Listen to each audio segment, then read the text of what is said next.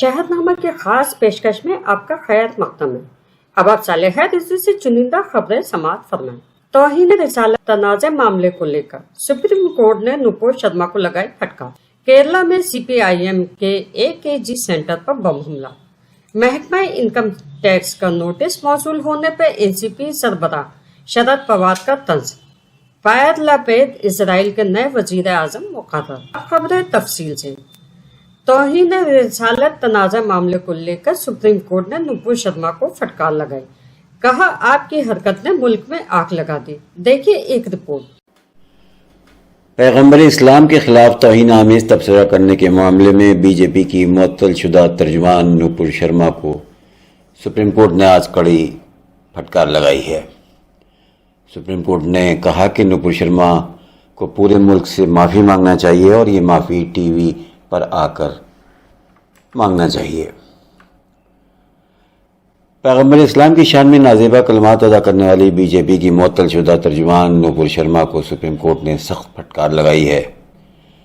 Supreme court ने नुपुर शर्मा को पूरे मुल्क से माफ़ी मांगने के लिए ताकीद की है। साथ ही अदालत ने कहा है कि उदयपुर में जो अलमनाक वाक़या पेश आया वो भी नुपुर शर्मा के बयान की वजह से ही पेश आया है। नुपुर शर्मा की जानिब से पैगम्बर इस्लाम की शान में गुस्ताखी के मामले पर सुप्रीम कोर्ट ने नाराज़गी का इजहार किया। नुपुर शर्मा FIR मुंतकिल करने की अर्जी पर समाअत करते हुए सुप्रीम कोर्ट ने कहा कि उनके तबसरे ने मुल्क भर के लोगों के जज्बात को भड़का दिया है। आज जो कुछ भी हो रहा है उसके लिए वही जिम्मेदार हैं। अदालत ने कहा कि हमने टीवी डिबेट को देखा भी है, उसको भड़काने की कोशिश की गई, लेकिन बाद में जो कुछ हुआ वो बहुत ज़्यादा शर्मनाक है।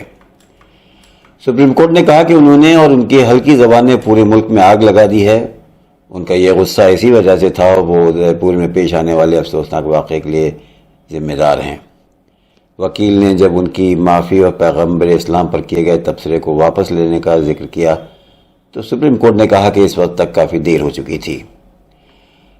सुप्रीम कोर्ट ने कहा कि उनकी शिकायत पर तो एक शख्स को गिरफ्तार किया जा चुका है, लेकिन कई FIR दर्ज किए जाने के बावजूद दिल्ली पुलिस ने उन्हें अब तक छुआ तक नहीं है।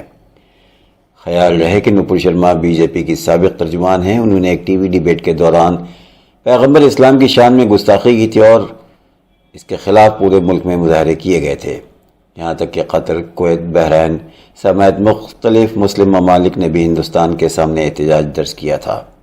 इसके बाद बीजेपी ने नुपुर शर्मा को पार्टी और ओहदे से मुअत्तल कर दिया गया था, लेकिन कोई पुलिस की कार्रवाई नहीं हुई है। मुल्क की कई रियासतों में नुपुर शर्मा के खिलाफ FIR दर्ज कराई गई हैं। उन्हीं को दिल्ली में ट्रांसफ़र करने की अर्जी पर नुपुर शर्मा ने सुप्रीम कोर्ट से दरख्वास्त की थी। एक रिपोर्ट के मुताबिक सुप्रीम कोर्ट ने नुपुर शर्मा को हाई कोर्ट जाने की हिदायत दी, जिसके बाद उन्होंने उसे वापस ले लिया है।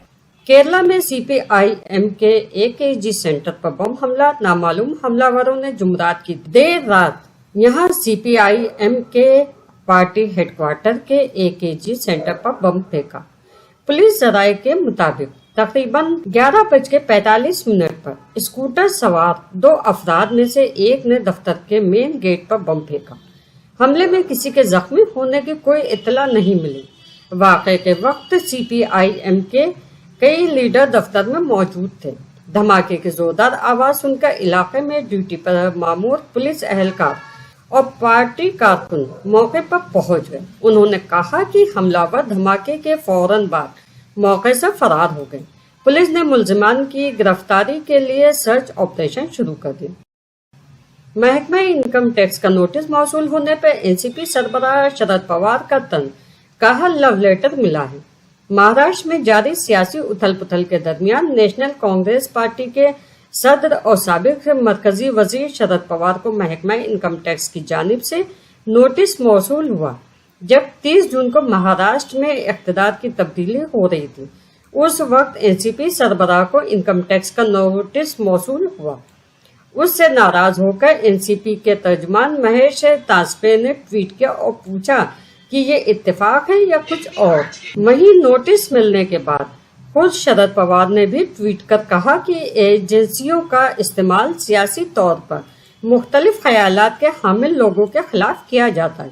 उन्होंने कहा कि मुझे भी इनकम टैक्स की जानिब से इसी तरह का लव लेटर मिला है। वो 2004 के लोकसभा इंतखाबात के दौरान हल्फनामे में मौजूद मालूमात की अब जांच कर रहे हैं। एसीपी के मुताबिक महकमा इनकम टैक्स ने शरद पवार से 2004 से 2020 तक के इंतखाबी हलफनामों के बारे में मालूमात तलब की है। यार लपेद इसराइल के नए वजीर आजम मुकर्रर। यार लपेद ने इसराइल के अबूरी वजीर आजम का ओहदा संभाल लिया। रिपोर्ट के मुताबिक ये इत्तला मिली है कि लपेद इसराइल के 14वें वजीर आजम हैं और उन्होंने जुमरात और जुमे के निसफ शब को ओहदे की जिम्मेदारी संभाली। सेंट्रल पार्टी के सरबराह लपेद का उरूज साबिक वजीर आजम निफाती पेंट के साथ इस इत्तेहाद के खात्मे के बाद हुआ है। दी टाइम्स ऑफ इजराइल ने रिपोर्ट में कहा है कि लपेद की मुद्दत मुख्तसर हो सकती है क्योंकि वो इजराइल के इंतखाबात से कबल निगरान हुकूमत संभालेंगे जिनकी तारीख 1 नवंबर तय की गई है। ख्याल रहे कि इजराइल के वजीर आजम बेनेट ने बुध ऐलान किया है कि उनका अगले पार्लिमानी इंतखाबात में हिस्सा लेने का कोई मंसूबा नहीं है। जापानी नौजवान शादी से इनकार क्यों करें, देखिए एक स्पेशल रिपोर्ट। और आखिर में एक दिलचस्प और हैरत अंगेज खबर। रेडियो और डॉर्जे वेले की वेबसाइट में ये सवाल किया गया है कि नौजवान शादी से इनकार क्यों कर रहे हैं। 30 और 40 बरस के दरमियानी उम्र का हर चौथा जापानी नौजवान शादी नहीं करना चाहता है। तज्ज़ियाकारों के मुताबिक बढ़ता हुआ माशी दबाव, माशरती जिम्मेदारियों से मुबर्रा ज़िंदगी की ख्वाहिश इस रुझान के अहम महरिकात हैं। उम्र 37 बरस है और इसके मुताबिक वो मुतमईन ज़िंदगी गुजार रहा है। ये बात है शो की। उसके पास रोज़गार है जिससे उसकी आरामदेह ज़िंदगी के अखराजात पूरे हो जाते हैं। उसके दोस्त हैं और वो उनसे बाकायदगी के साथ मुलाकात भी कर सकता है। उसके कई दीगर मशागिल भी हैं और शौक़ पूरा करने के लिए माकूल वक्त भी दस्तयाब है। शो की ज़िंदगी में सिर्फ़ एक कमी है, बस एक बीवी नहीं है, लेकिन वो इस कमी पर कतई नाखुश नहीं है।